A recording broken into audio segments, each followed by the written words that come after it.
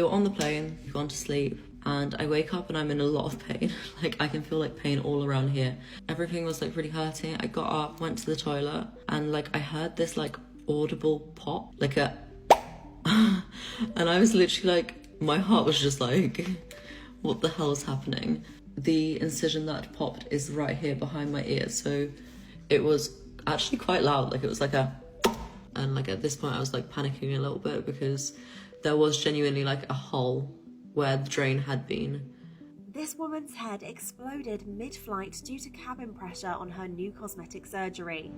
So basically the day before I was flying, when I went to get my Fit to Fly certificate and get like a final checkup. So yeah, I was really late for my consultation with my surgeon who did my cat eyes. He was really rushed because he had another operation later that day.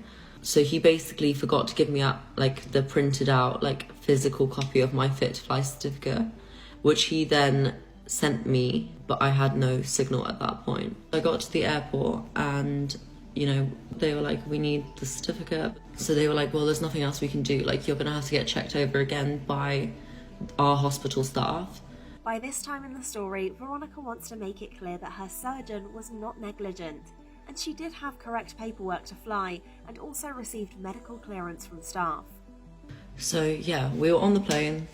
Everything's chill. We've gone to sleep because we've been traveling since 2 a.m. And I wake up and I'm in a lot of pain. Like, I can feel like pain all around here. Like, my actual ear was in pain as well. And I was like, how is that possible? Like, I can't even feel my ears yet. Everything was like really hurting. I got up, went to the toilet, and like I heard this like audible pop, like a and I was literally like, my heart was just like, what the hell is happening?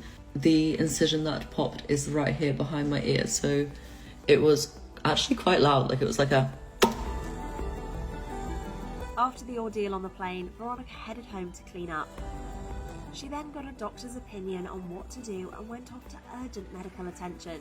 So yeah, we got off the plane and I was like, please check like how bad it is. Like, I don't want to like have a huge gaping hole in my head. And like, bearing in mind at this point I was imagining, because I have a stitch from like the top of my ear to like basically the middle of the back of my head.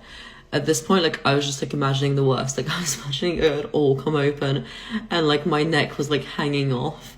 And he checked and he was like, look, there's a lot of like dry blood. Like, I can't actually tell how bad it is. Yeah, when we get home, like, we'll wash it all off. And then we can make a proper decision then. We can like send photos to the surgeon and things. We got home.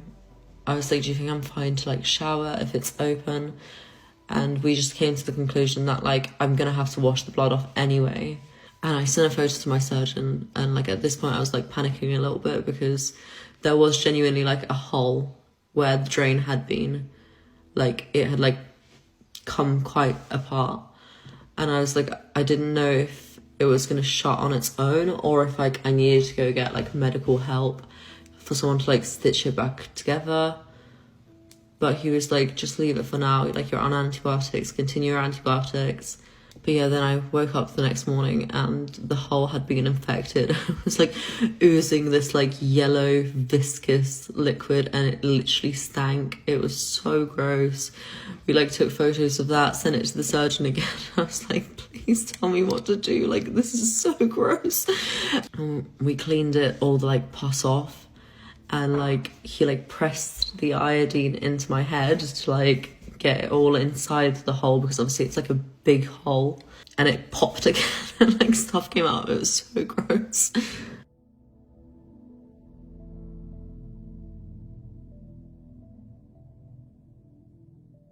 That is absolutely terrifying. Imagine having to sit and wait for the flight to land after your head literally just exploded. We wish Veronica all the best with her recovery. The demand for cosmetic surgery procedures has increased massively since the 90s. In the US alone, 1.56 million procedures were performed in 2021, compared to 900,000 in 1997. 2021 also saw over 5.5 million non-surgical treatments involving fillers and toxins carried out. As always, thanks for watching Ultimate, and if you have any videos that you think we should share, make sure to send them in.